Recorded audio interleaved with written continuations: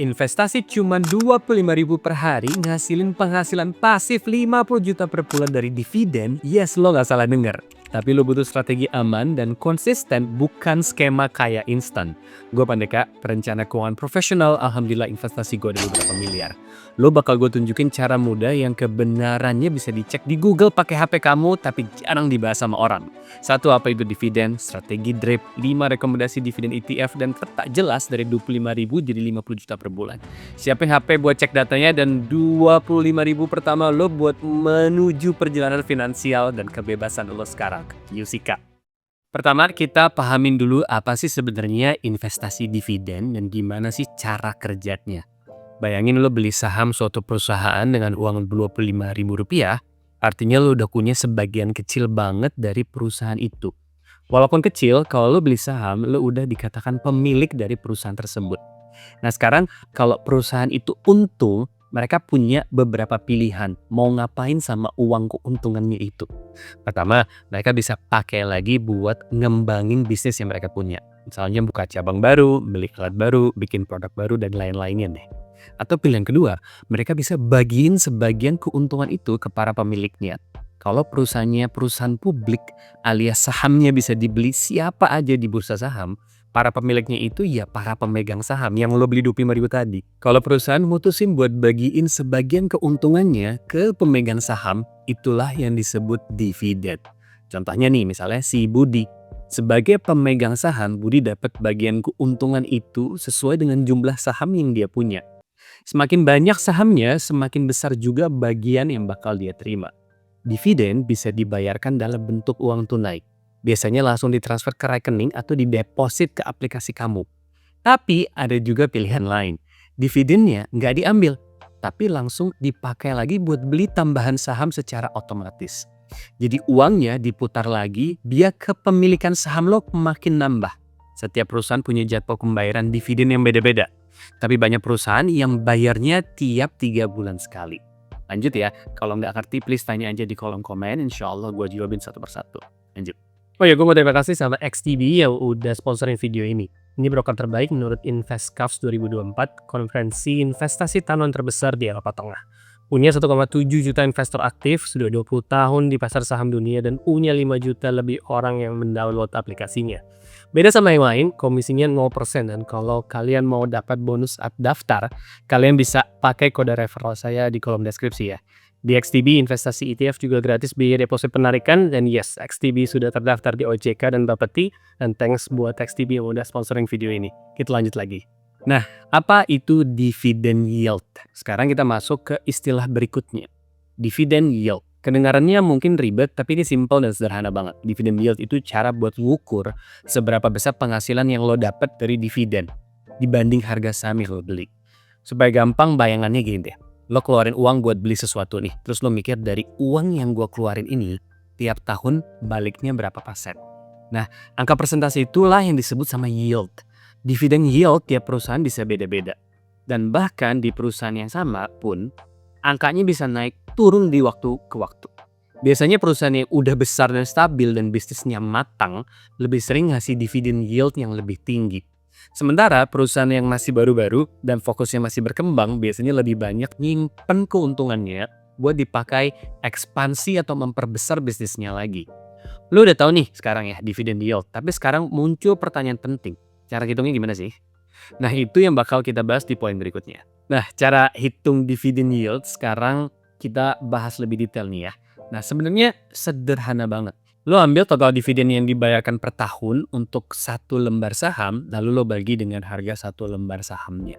Biar makin kebayang, kita pakai contoh nih. Misalnya harga saham yang dimiliki si Budi itu 1.500.000 per lembar, dan dalam 1 tahun dia dapat dividen 150.000 per lembar. Berarti dividen yieldnya adalah 10%. Kenapa? Karena 150.000 dibagi 1.500.000 hasilnya 10%. Artinya dari uang yang Budi tanam di saham itu dapat pengembalian 10% per tahun dalam bentuk dividen. Gampang banget kan? Terus kenapa dividen yield itu penting? Lah, dengan ngerti apa definisi dividen yield, Budi jadi bisa menilai ini saham yang gue beli masuk akal nggak sih buat tujuan finansial gue. Dia bisa bandingin beberapa saham, lihat mana yang sesuai dengan tujuan keuangannya, dan mempertimbangkan seberapa besar risiko yang siap dihadapi. Karena ingat ya, setiap investasi pasti ada naik turunnya. Kalau Budi pilih saham yang rutin bayar dividen, dia punya kesempatan dapat pemasukan secara berkala tanpa harus jual sahamnya. Artinya gimana? Dia tetap pegang sahamnya, kepemilikannya nggak berkurang. Tapi uang tetap masuk secara rutin si 10% tadi. Sahamnya masih Budi milikin, uangnya tetap ngalir. Menarik kan konsep dividen? Nah, artinya dividen dan passive income. Jadi buat Budi dan buat siapapun yang pengen punya penghasilan pasif, dividen bisa jadi salah satu strategi yang layak dipertimbangkan. Ini adalah cara untuk numbuhin kekayaan secara bertahap sambil menikmati penghasilan yang dihasilkan dari investasi tersebut. Sederhananya, uang yang lo tanam sekarang bisa bekerja buat hasil uang tambahan di masa depan. Dan sekarang kita akan masuk lebih dalam lagi. Oh ya, kalau mau tahu lebih detail tentang definisi dividen, ada di videoku yang ini ya. Sekarang gue bakal bahas strategi yang powerful banget yaitu DRIP atau Dividend Reinvestment Plan. Artinya apa sih? Artinya dividen yang lo terima itu nggak lo pakai buat jajan, nggak lo habisin. Tapi lo pakai lagi buat beli saham tambahan. Contohnya gini, lo punya saham yang bayar dividen tiap 3 bulan. Biasanya kan uangnya masuk ke rekening tuh misalnya atau ke deposit di aplikasi lo. Daripada lo tarik, lo pakai lagi buat beli saham yang sama. Sekarang jumlah saham lo jadi lebih banyak. Artinya apa? Dividen periode berikutnya bakalan lebih besar. Karena saham lo sekarang lebih banyak dari sebelumnya. Dan proses ini terus saja berulang, inilah yang disebut sama namanya compounding. Efek menggulung bola salju. Bayangin bola salju yang menggelinding turun dari gunung tuh awalnya kecil tapi makin lama makin besar. Beberapa sekuritas punya fitur buat aktifin DRIP otomatis. Kalau belum ada, lo bisa lakukan manual. Jadi setiap dapat dividen ya langsung aja beli lagi gitu, jangan dipakai duitnya. Reinvest dividen ini salah satu kunci buat mempercepat perjalanan lo menuju pensiun lo. Oh ya, nanti di akhir video ini gue bakal tunjukin gimana strategi ini bisa mengubah investasi kecil 25.000 per hari jadi portfolio bernilai miliaran rupiah. Tapi lo pasti bertanya-tanya, gimana sih cara kita nerapin strategi ini? Lanjut ke poin berikutnya. 5 ETF dividen yang bisa lo mulai beli dengan 25.000 rupiah per hari untuk dapat 50 juta per bulan. Bayangin deh, 10-15 tahun dari sekarang, lo dapat notifikasi uang masuk puluhan juta setiap bulan. Bukan dari kerja lembur, bukan dari bisnis ribet, tapi dari investasi ETF. Apa sih ETF itu? ETF itu adalah Exchange Traded Fund. Atau gampangnya, paket saham. Jadi lo nggak beli satu perusahaan doang, lo beli satu keranjang saham yang isinya banyak perusahaan besar di dunia dengan 25.000 lo tadi. Lo sudah punya bagian kecil dari perusahaan yang produknya lo pakai setiap hari. Tapi bukan cari yang paling heboh, bukan yang paling viral. Makanya kita pilih kombinasi yang masuk akal dan bisa tahan lama.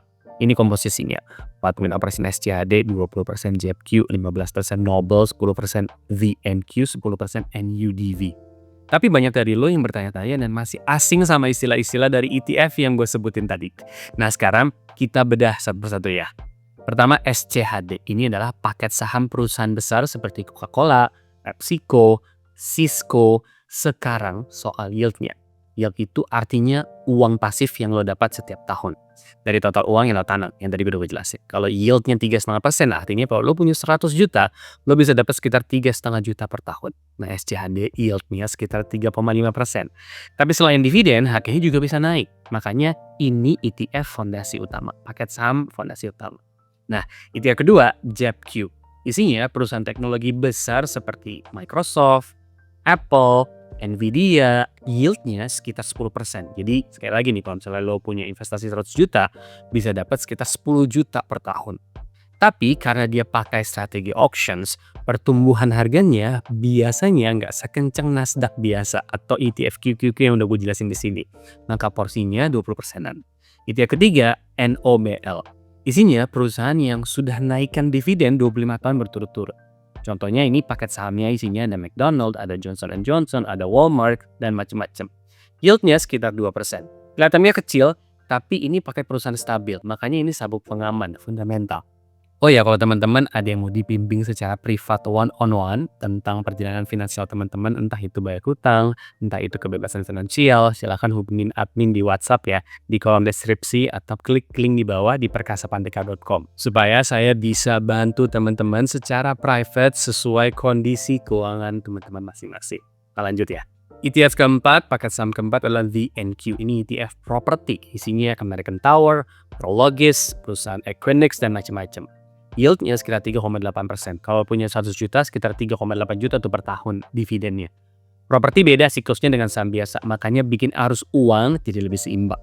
Terakhir ETF-nya, paket sahamnya namanya NUBV. Isinya perusahaan seperti Bank of America, Procter & Gamble yang bikin Pampers, IBM. Yieldnya sekitar 2%. Bukan mesin utama, tapi tambahan diversifikasi. Makanya porsinya kecil aja. Kalau masih ada yang nggak ngerti, sekali lagi tanya aja di kolom komentar ya. Insya Allah gue jawabin satu persatu. Oke, berikutnya kita akan jelasin secara detail gimana caranya investasi 25.000 per hari bisa jadi dividen 50 juta per bulan. Nah, sekarang kita hitung targetnya nih. Kalau lo mau 50 juta per bulan, itu sekitar 600 juta per tahun. Dengan mix ini, ETF ini, yield bersih rata-rata sekitar 3,8% per tahun setelah potong pajak. Kalau mau 600 juta per tahun dari dividennya saja, yang yieldnya 3,8%, lo butuh sekitar 15,7 miliar rupiah. 3,8% dari 15,7 miliar itu sekitar 600 jutaan. Artinya 50 juta per bulan hanya dari dividen. Tapi kita nggak cuma andelin dividen, karena secara historis campuran ETF ini bisa tumbuh sekitar 9% per tahunnya dalam US dollar. Kalau dolar rata-rata menguat 3% per tahun terhadap rupiah, totalnya jadi sekitar 12% per tahun dalam rupiah. Sekarang lo nabung 25.000 per hari nih ya, itu sekitar 9 juta per tahun. Kalau tumbuh 12% per tahun, butuh sekitar 36-38 tahun untuk capai sekitar 15-16 miliar. Dan itu cukup untuk dapat 50 juta per bulan. Sekarang senario keduanya nih. Kalau lo cuma butuh 25 juta per bulan, itu 300 juta per tahun dengan yield 3,8%, modal yang dibutuhkan sekitar 7,8 miliar. Dengan kontribusi 25.000 per hari dan return 12%, target 7,8 miliar bisa tercapai sekitar 31-33 tahun. Dan yang bikin orang kaget adalah, selama hampir 37 tahun, total uang yang lo setor cuma sekitar 330 jutaan. Tapi karena compounding efek bola salju, duit yang ngebulung terus bisa jadi lebih dari 15 miliar. Tapi 10 tahun pertama kelihatannya kecil banget, makanya banyak orang berhenti di situ. Tapi justru 10 tahun terakhir yang paling cepat naiknya. Makanya konsistensi itu penting banget. Oke, ini final verdict dari gua. Jujur aja resiko pasti tetap ada. Pasar bisa turun 20%, bisa turun 30%, bisa stagnan beberapa tahun. Performa masa lalu tidak menjamin masa depan. Sekarang ada yang bilang nih, ya tapi 30 tahun lagi 50 juta kan kecil bang gitu karena inflasi. Jawabannya gini. Modal lo cuma sekitar 330 jutaan. Total setoran lo tuh per bulan cuma 700 ribuan. Tapi bisa jadi 15 miliar lebih. Lo punya aset besar yang bisa kasih uang tiap bulan tanpa habis. Dan aset itu bisa diwariskan. Inflasi emang ada. Tapi punya mesin uang 50 juta per bulan tanpa kerja lembur itu belum tentu semua orang bisa punya. Dengan modal 750 ribu sebulan. Kalau mau lebih tinggi dan mau hitung-hitungan pakai inflasi juga, ya gampang. Naikin jumlah investasinya nggak bisa 25 ribu per hari dong. Tapi ya gimana gitu, kalau kita punya modal segitu kenapa enggak? Kenapa enggak kita mulai? Karena yang bikin kaya bukan debat inflasi, tapi disiplin dan konsistensi jangka panjang. Apakah gue pribadi pakai strategi ini persis? Mungkin enggak. Gue lebih suka yang lebih sederhana. Satu ETF growth seperti paket saham SCHG atau QQQ, satu ETF global seperti ACWI atau PWRE, satu lagi ETF dividen seperti SCHD atau VYM. Karena makin sederhana, makin gampang konsisten. Ini gue udah bahas di video ini. Dan konsisten itu lebih penting daripada sempurna. Tapi kalau butuh tutorial cara mulainya, klik di sini. Dan penjelasan dividen sederhananya ada di sini. Terima kasih sudah nonton. Assalamualaikum.